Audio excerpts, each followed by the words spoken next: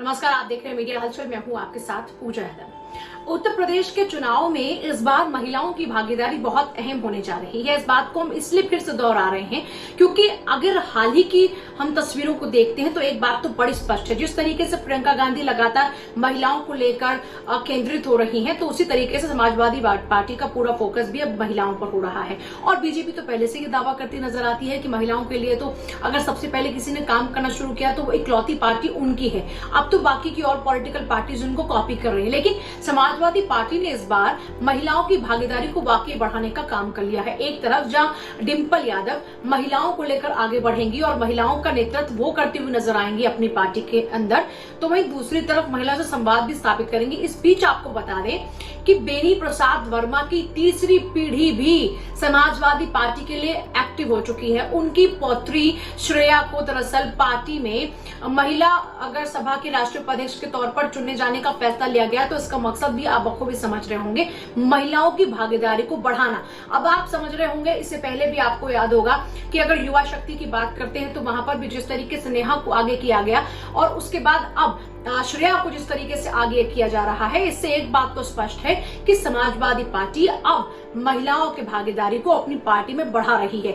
यानी एक नई तरह की समाजवादी पार्टी को फिलहाल जनता के सम्मुख प्रदर्शित किया जा रहा है और इसका मकसद बड़ा साफ है। इसका मकसद ये है कि जिस समाजवादी पार्टी को इस वक्त समाजवादी पार्टी को जिस तरीके से घेराबंदी की जा रही है सत्ता पक्ष की ओर से, उस समाजवादी पार्टी की जो छवि है वो अब बहुत हद तक बदल रही है। उसमें महिलाओं की भागीदारी को भी बहुत ज्यादा बढ़ाया जा रहा है और उनकी जो स्वीकृति है पार्टी के अंदर उसको बढ़ाया जा रहा है, उनकी जिम्मेदारियों को सुनिश्चित किया जा रहा है। ऐसे में बेनी प्रसाद वर्मा की देखिए अगर बात करते हैं तो मुलायम सिंह यादव के कार्यकाल की अगर बात करते हैं तो आप बखूबी जानते हैं कि पार्टी में हमेशा से नंबर 2 पर रहे, कई बार उनके अपने मंत्रिमंडल में रहे, सांसद भी रहे, एक बड़ा कद उनका रहा। हाल ही में उनका निधन हो गया, राज्यसभा के पद पर थे और उस दौरान में ही उनका निधन पिछले साल ही हुआ है। ऐसे में अब उनकी जो पौत्री है वो भी समाजवादी पार्टी में पॉलिटिकली तौर पर एक्टिव हो चुके हैं, यानी उनकी तीसरी पीढ़ी की एंट्री भी हो चुकी है।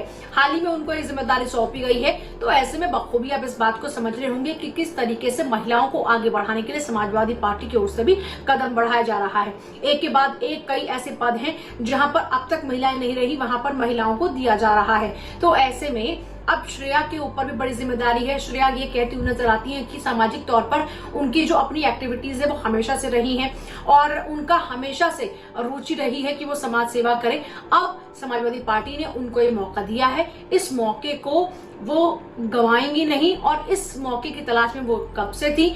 अब जब पार्टी ने उनको मौका दिया है तो वो सभी का धन्यवाद करती है और उनका जो सपना है, यानी जो अखिलेश यादव का सपना है, उसको पूरा करने के लिए आगे वो कार्यरत रहेंगे।